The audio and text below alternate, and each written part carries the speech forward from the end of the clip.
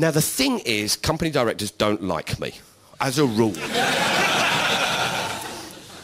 But I'm forever trying to get into their buildings. And one of the things we found was that if you buy... It's great fun if you get a share. If you buy one share in a company, because you can muck around. You can turn up to their annual general meeting, you can cause havoc. But one of the other things you can do as a shareholder, you can, under the law, phone up the company and say... I wanted to come and see the chief executive and director's contracts. I'm a shareholder and I was... wondering if I could arrange a time to do that today. I want to see their contracts with the company that give their details of how much they earn, their share options, their bonuses, their pensions. I want to see those contracts. You have to let me in. 2 hours of every business day, you have to let me in.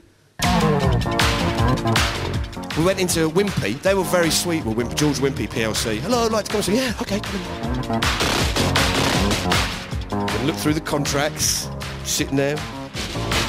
But the reason we were in there was we started to put a bit of paperwork in with our suggestions for a corporate killing clause, basically asking for the directors to sign up to it. And we put this whole clause in, and at the end of the clause we had this little thing: in the event of an employee being seriously or fatally injured due to non-compliance of any of the above, I'm happy to go to prison if convicted. We phoned them up and not one of them has signed it yet. Strangely enough. But one of these guys, you see, one of the chief executives from Balfour Beatty, or the chief executive from Balfour Beatty, is a guy called Mike Welton. And he actually speaks to me. I just start asking about corporate killing. So what do you feel about directors' bonuses actually being clawed back in the event of fatalities and injuries at work? He said, yes, but, a clever accountant will find ways of actually paying those directors money anyway. I said, well, what do you think to the clauses of corporate killing? He said, well, the law's going to come in. Yeah, anything that improves health and safety is good. I said, what do you think about director's duty, where you could go to jail? He said, well, no, we don't really want that. We don't need that because we don't want to sort of turn it all into a blame culture, do we? What do you mean we don't want to turn it into a blame culture? That's our whole legal system. Someone does something wrong, we find them guilty, we blame them, we punish them. So you can't suddenly opt out. It's not fucking means tested.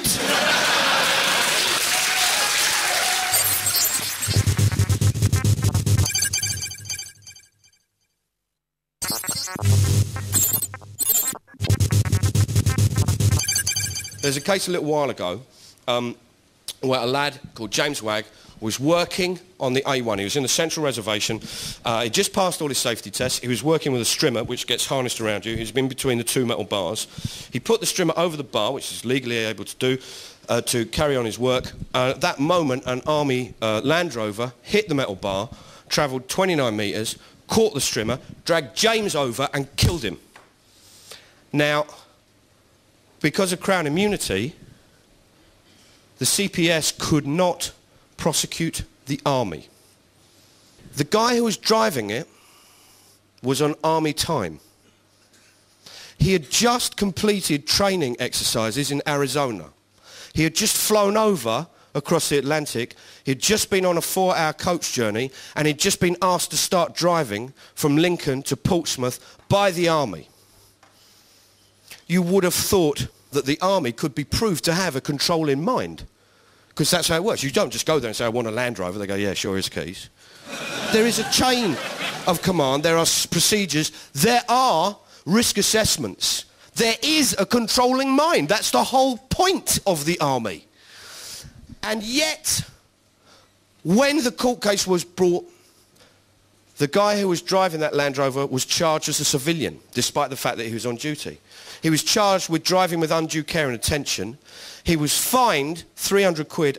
There was no investigation into the Army.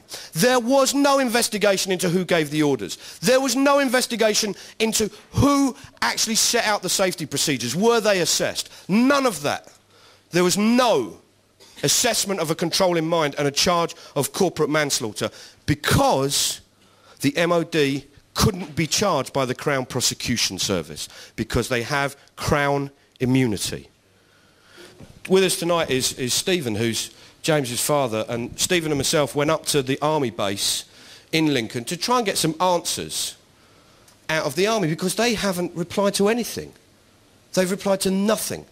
And obviously you've seen all those adverts, in the wake of Gary Hart, tiredness can kill and all that kind of stuff. We thought we'd sort of take our own little bit of help for the Army to remind them.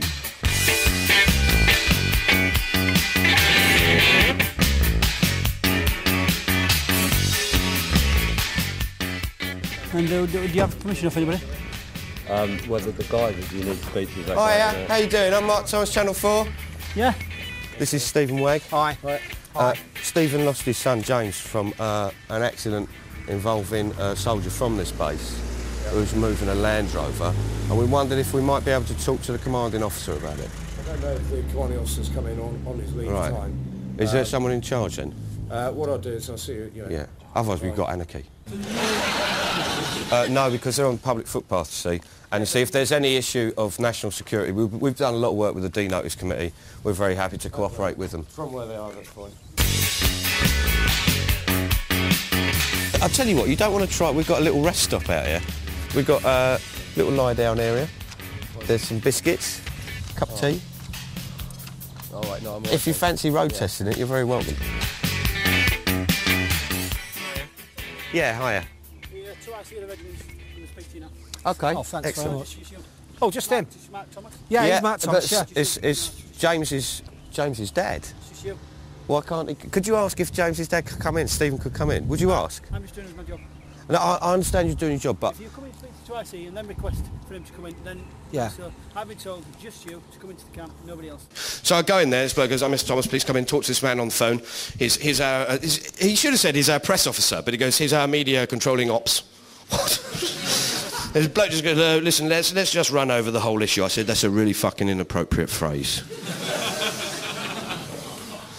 So we leave, we get this number, we phone up this woman, who's a press officer, she goes, yes, this is terrible. You know, I can't think of a reason why after this time, certainly after the court case, why, you know, certain questions can't be answered. There might not be the answers you want, obviously, but to ignore them is clearly not right. We phone the next day, no, Mark, I'm sorry. I've talked to our lawyers, and there is no such thing as Crown immunity for the MOD. I said, are you sure? She said, yes. I've checked. I said, well, you better tell the government, because they're labouring under the apprehension there is. Well, I don't know about that, Mark, but there's not. Our lawyers have told us. Well, the government think there is. Maybe you've lost it. Maybe it's dropped down the sofa, or it fell off on the parade ground. But you do have... No, but you can bring a civil prosecution against us. Stephen could bring a civil... He could bring a civil action against the MOD. But that would cost him thousands of pounds, take years, and would be a huge mental and physical strain upon him. I said, well, we can't tell you any of we can't answer any of the questions because Stephen could bring a prosecution. Which is the biggest cop-out going. And these things, one of the guys who's in charge of reforming all this is a guy called Alan Whitehead, who's an MP. He's in charge of the revitalising health and safety policy. And we went down to visit him. I went down with...